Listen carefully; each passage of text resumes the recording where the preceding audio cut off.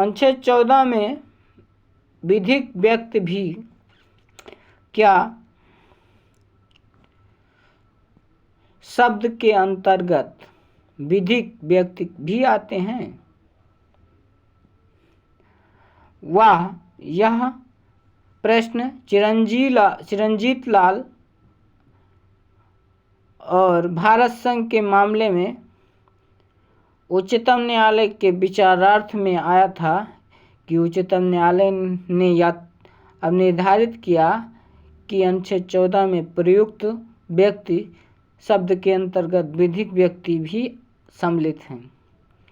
अतः एक निगम जो विधिक व्यक्ति है को भी विधि के समक्ष समता का अधिकार है। वासवराज बनाम विशेष भूमि अधिग्रहण अधिकारी यानी स्पेशल लैंड एक्विजिशन ऑफिसर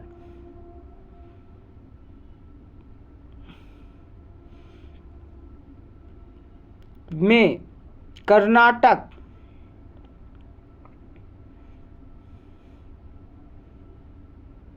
उच्च न्यायालय के समक्ष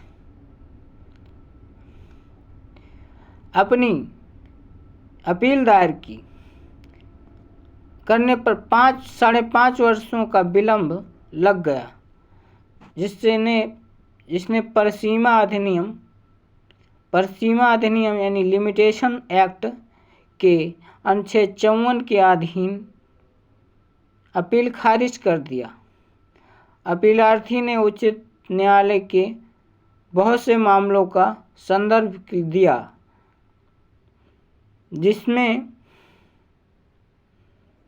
जिनमें विलंब के सर्वाधिक सुसंगत तथ्य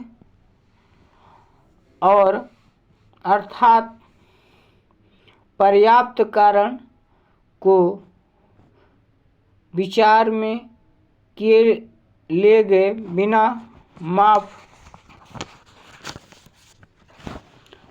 कर दिया गया था।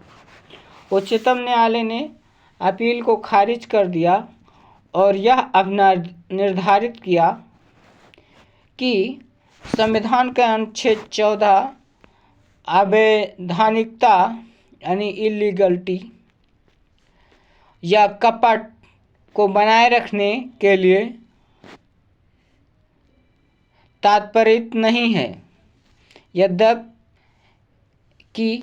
अन्य मामले में गलत निर्णय भी दिए गए हों। उक्त प्रावधान के समक्ष समता को परिकल्पित न करके नकारात्मक सकारात्मक समता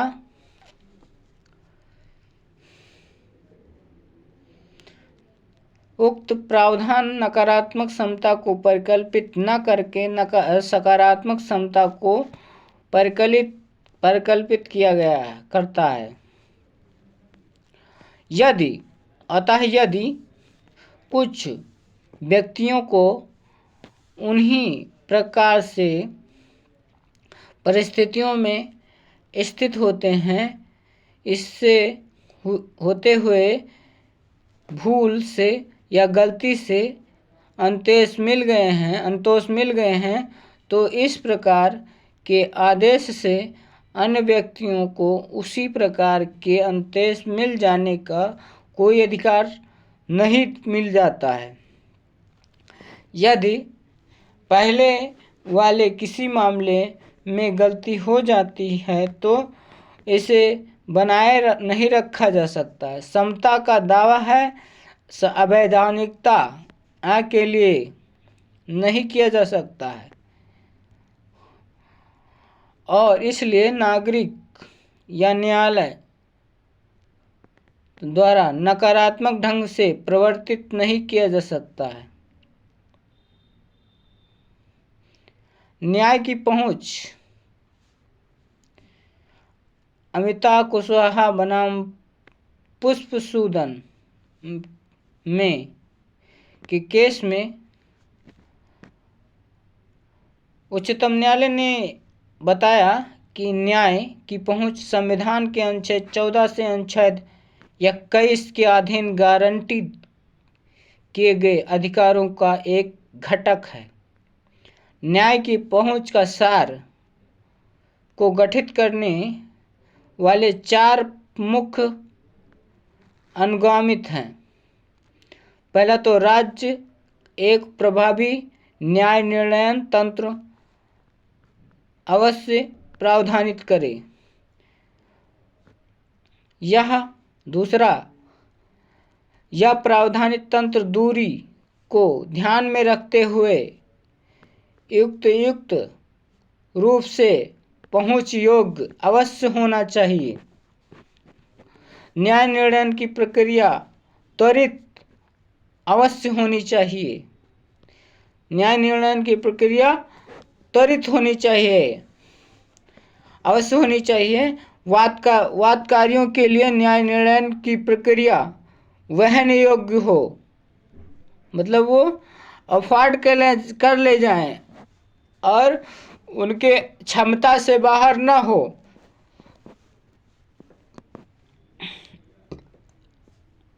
इसमें एक और परालिंगी मतलब ट्रांसजेंडर विधिक संरक्षण का हकदार है।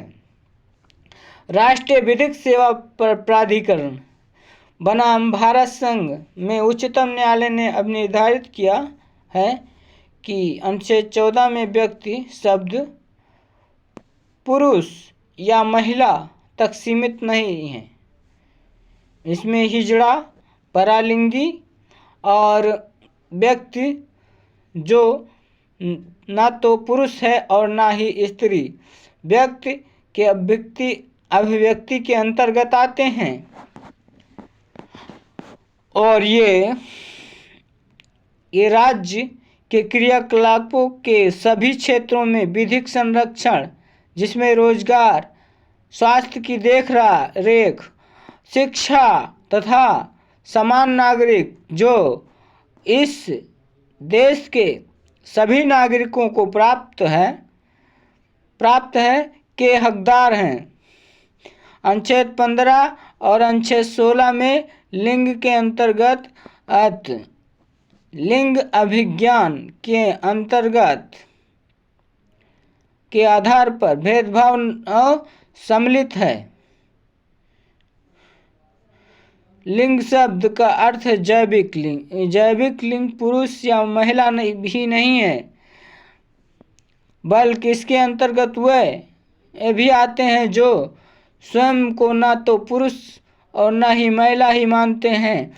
परालिंगी यानी ट्रांसजेंडर अनुच्छेद 16 के अधिकारों से वंचित किए गए हैं। 16 सबसेक्शन 2 के आधारों पर वंचित किए गए हैं, इनको डिप्राइव किया गया है इनके राइट्स से। और तथा राज्य के अधीन रोजगार या पद के बारे में लिंग के आधार पर उनसे कोई भेदभाव किया गया है तो उन्हें अनुच्छेद 16(4) के अधीन नियुक्ति के आधार पर आरक्षण का हक है। उन्हें लोक सेवाओं में सम्यक प्रतिनिधित्व देने के लिए राज्य सकारात्मक कदम उठाने के लिए बाध्य है। अनुच्छेद 19 सबसेक्शन क्लूज के अधीन परालिंगी स्वचयनित लिंग की पहचान से बहुत से ढंग और साधनों से प्रकट करने के लिए स्वतंत्र हैं, जिसमें अभिव्यक्ति, भाषण और वस्त्र आदि, गुप्तता, अभिज्ञान, स्वाभिज्ञान, स्वायत्तता, वैयक्तिक निष्ठा यानी पर्सनल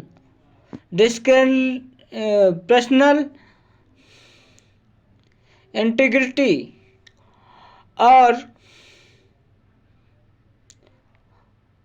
के मूल्य समुदाय के सदस्यों में गारंटीकृत मौलिक अधिकार हैं। लिंग का आत्मनिर्णय वैयक्तिक स्वायत्तता का अविच्छिन्न भाग है और तथा अनुच्छेद 21 के अंतर्गत अधीन गारंटीकृत वैयक्तिक स्वतंत्रता के राज्य क्षेत्र के अंतर्गत आता है। अनुच्छेद 14 ने अनुच्छेद 15 ने व्यक्ति, अनुच्छेद 15 ने नागरिक और लिंग और इसी प्रकार अनुच्छेद 16 ने उन्हें इन्हीं शब्दों का प्रयोग किया गया है जो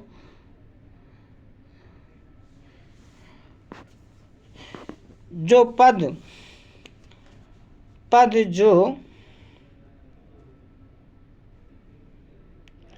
जो कि उभय है, लिंग उभय है, स्पष्ट रूप से मानव प्रणालियाँ